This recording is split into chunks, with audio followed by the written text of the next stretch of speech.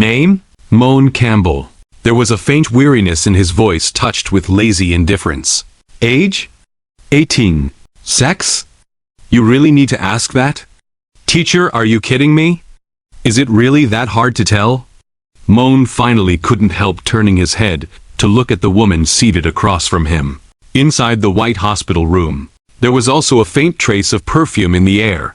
It was the kind of fragrance unique to a mature woman, with a hint of temptation, and a hint of languid allure. Moen looked at the mature woman in front of him, dressed in a professional suit and sexy black stockings, and couldn't help complaining. Can't you tell just by looking? Of course I can.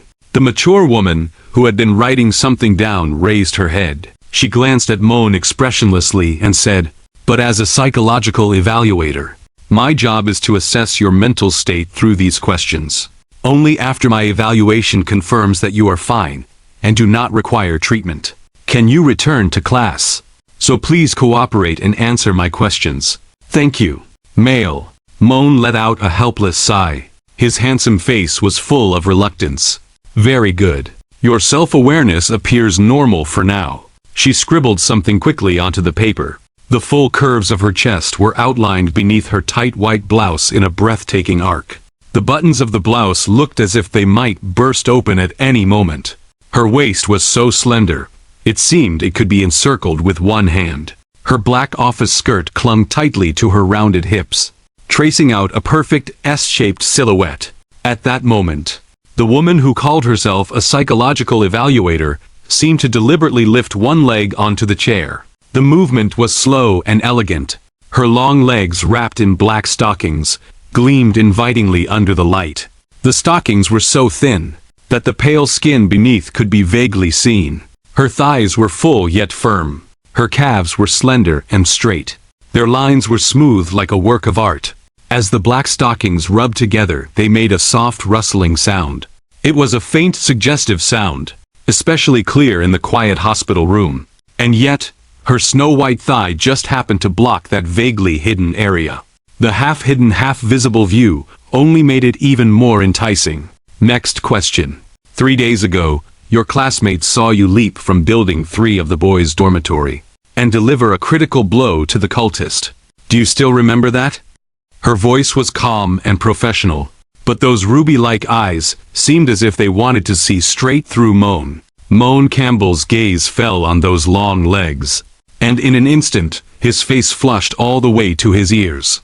His fair, handsome face reddened from his neck to the tips of his ears. His eyes darted restlessly. His Adam's apple bobbed once.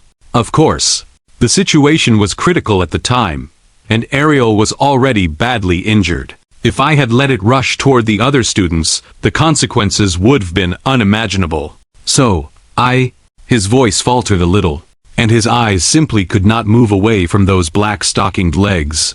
Before he could finish, the masked woman interrupted him and said, "Weren't you afraid?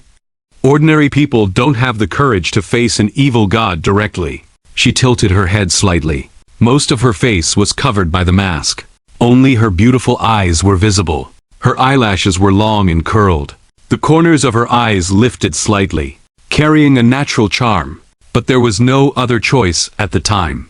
As a man of the Campbell family, there was no way I could back down in a moment like that.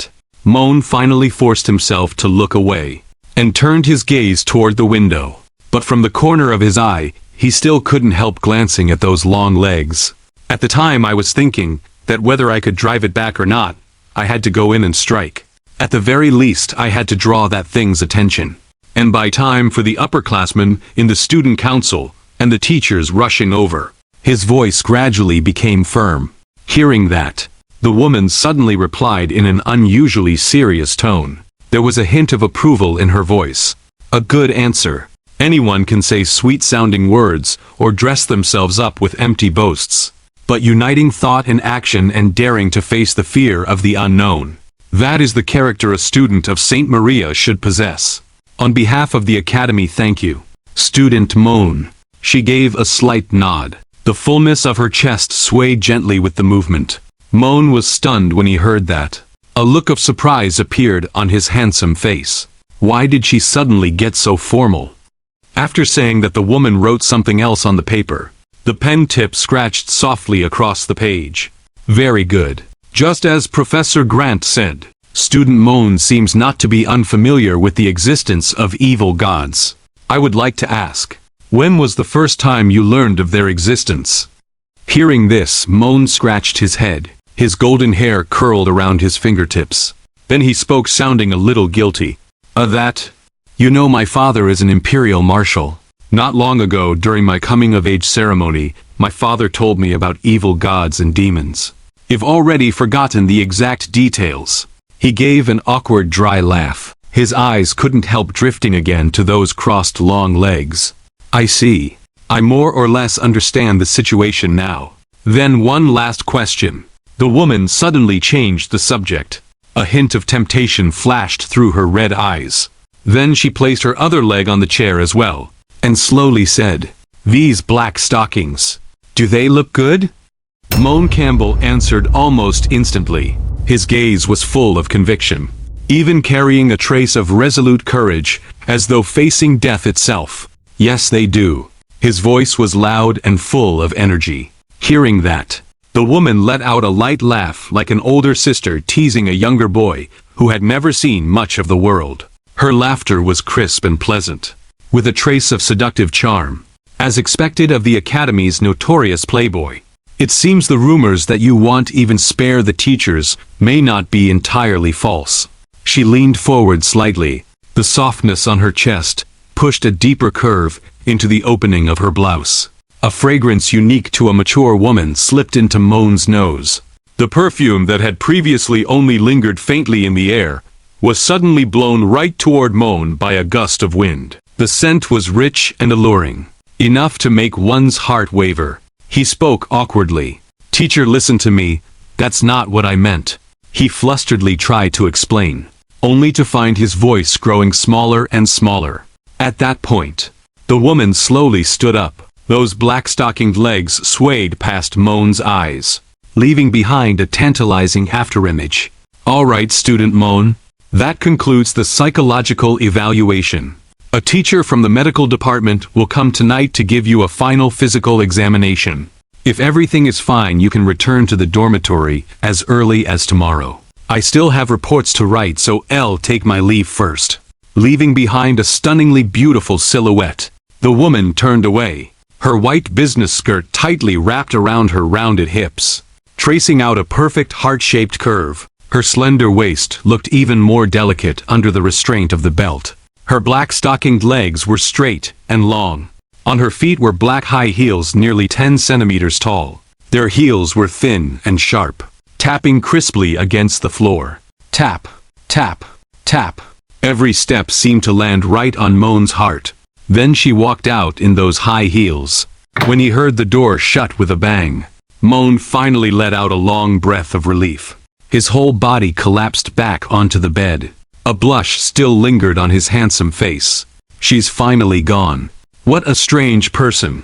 There's definitely something off about that psychological evaluator. For some reason she gave me a strangely familiar feeling. I feel like I've seen her somewhere before. But today should been the first time I ever met her." He frowned as he thought. Those red eyes surfaced in his mind. That shape, that color. They felt oddly familiar. And besides, compared to a psychological evaluation, her question sounded more like an interrogation. Then again, that made sense. This incident involved cultists and 2 evil gods, and caused such a huge disturbance. It was only natural for the Academy to question the students.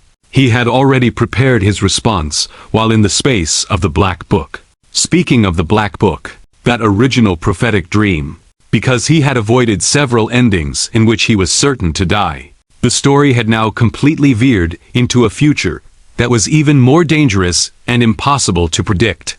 At that thought, Moen's gaze turned resolute. A trace of determination flashed through his blue eyes.